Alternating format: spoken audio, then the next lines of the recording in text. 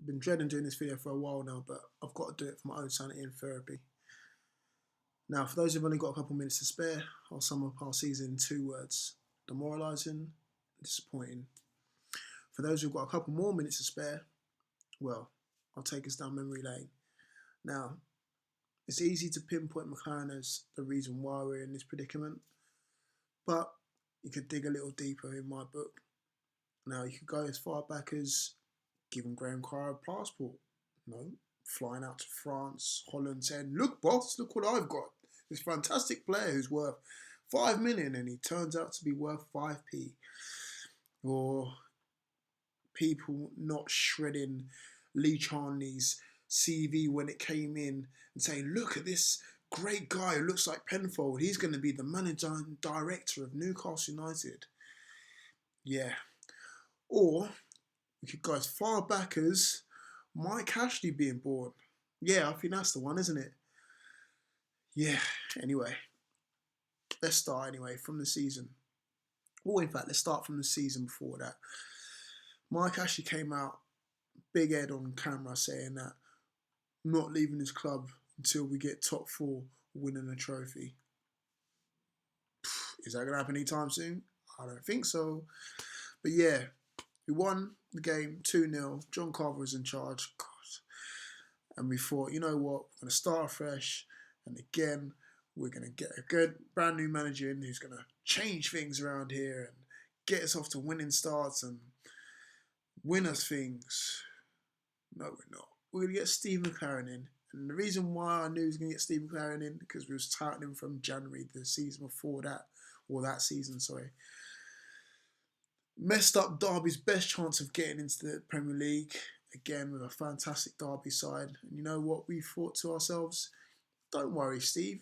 It's already a team that plays in black and white who plays in the Premier League. You can mess them up and get paid even more money. There you go. So we sign up Steve McLaren. And we don't even just sign him up. We put him as a head coach with money on the board as well. So again, he gets to oversee the transfer. So I'm not buying that whole bull crap about I didn't know who's coming into the club. Yeah, you might not have had the final say, but you knew he was coming into the club. You knew he was getting Tovin before Tovin was coming in. And again, a manager or a coach of your qualities who's managed England somehow should be able to get the best out of these players. And they're not all terrible players. I mean, they're not the best, but they're not all terrible. And the things that we didn't address was 2 things. Didn't get a top-class centre-half in, albeit you wanted to get Michael Dawson in, who's not a top-class centre-half anyway. And we didn't get a top-class, out-and-out, 20 goals a season at least, centre-forward. And we got a young Mitrovic in, who I loved. But again, he doesn't cut the mustard. Not at the moment anyway. Those are the couple of things that just spring to mind anyway. After that now, getting into the season now, get off to a decent start. 2-2 against Southampton, who absolutely spank us every season anyway. So not bad. Ginny Wijnaldum, new sign as well, gets off to a good start. Fantastic header from an overturn cross. Who would have thought? Get off to a good start. After that, things look a bit shaky, but again, that's Newcastle United. Nothing's ever smooth sailing, is it, with Newcastle United? Let's face it. And after that, things start coming to light. Now, McLaren came out with that big old statement saying, "Judge me after 10 games." Well, after 10 games, we had not won a single game at all. Not a single one. Draw, maybe, yeah. No wins at all.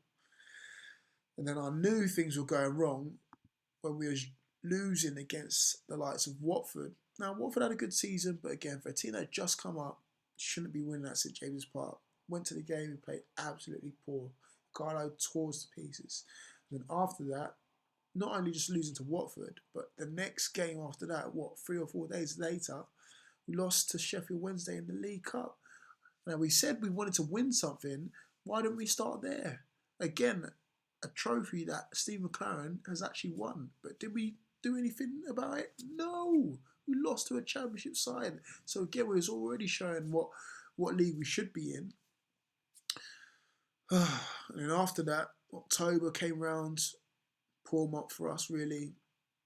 All we got to show for it is probably a win against Norwich. We were absolutely pony. November came round, again lost the derby as well. What's that, 6 in a row? Yeah, do we need reminding? And after that, we just looked absolutely piss poor. Yeah, anyway. Yes, then we start to pick up a couple of wins. Yes, we did beat Liverpool. We did beat Tottenham. Two teams that we actually tend to do well against, and we've done well against this season. But after that, what really took the biscuit was a draw against Aston Villa. The only team in the league not to beat Aston Villa, and they were absolutely dog shy. I mean, we were piss poor, but there's piss poor and there's dog shy, and they were dog shy, and we still didn't beat them. So, after those 10 games, even more, after those 10 games, we had 2 wins and still in the bottom 3, just lingering around, or just above the top 3, I think, at that stage anyway. I don't know. We was there or thereabouts. Come January now, we did another major boo-boo and give this man, Steve McLaren, the Wally with a brolly, more money, 30 million more to be precise. And we signed the likes of Saive off the back of Football Manager. Let's be honest, because he hasn't played, 2 or 3 minutes? Doumbia, what was the point? For a run out against Stoke? Shelvey turned up for 1 game against West Ham on his debut.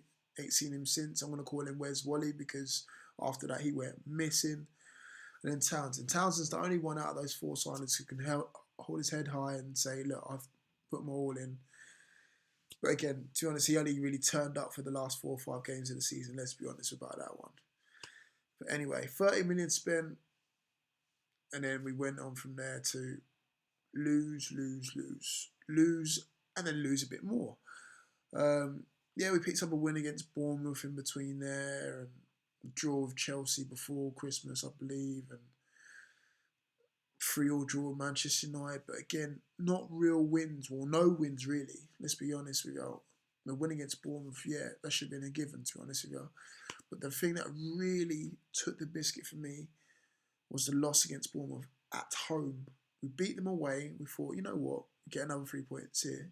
And again, that will kick us on to get out the relegation zone. But no, we lost them. And we lost convincingly. Not just a shady 2-1 win, 3-1 convincing loss. And that was it for me. And that's when I started making these videos. Because after that, I thought, you know what, I need to express myself because I'm so vexed at this guy.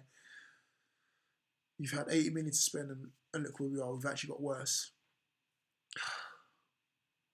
And then we still let him carry on for a little bit longer. And then we didn't learn our lesson. Yes, we finally got rid of him. But it was too little too late. Brought in Rafa Benitez with 10 games to go. And again with that, knowing his time. Brought him in. Lost to Leicester. Drew with Sunderland. Then after that, we started to finally pick up points. But not only that, we didn't beat the teams in and around us. Still lost to Southampton again. Got spanked by them again. Lost to Norwich. Drew with Aston Villa.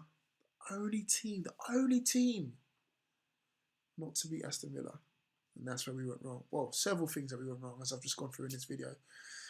Only towards the end of the season we started to pick up points. Win here against Swansea. Draw against Man City. But it's too little too late. Last game of the season comes about. We're already down because Sunderland beat Everton. Beat Chelsea before as well, convincingly. And again, they did the right thing. They got rid of their manager, got him in at the right time. Last game of the season, nothing to play for really. Tottenham are looking for their top 2 finish. Then we spank Spurs. That's us in a nutshell. So, unpredictable. Can struggle against the weaker teams, but beat the easy teams, or at least compete with the big teams with ease. And that's it. But hopefully things are changing now. Rafa Benitez is now in charge for 3 years. He's got us. We've got him. He's not going nowhere, or hope not anyway. So who knows? Championship football, Here we come. Peace.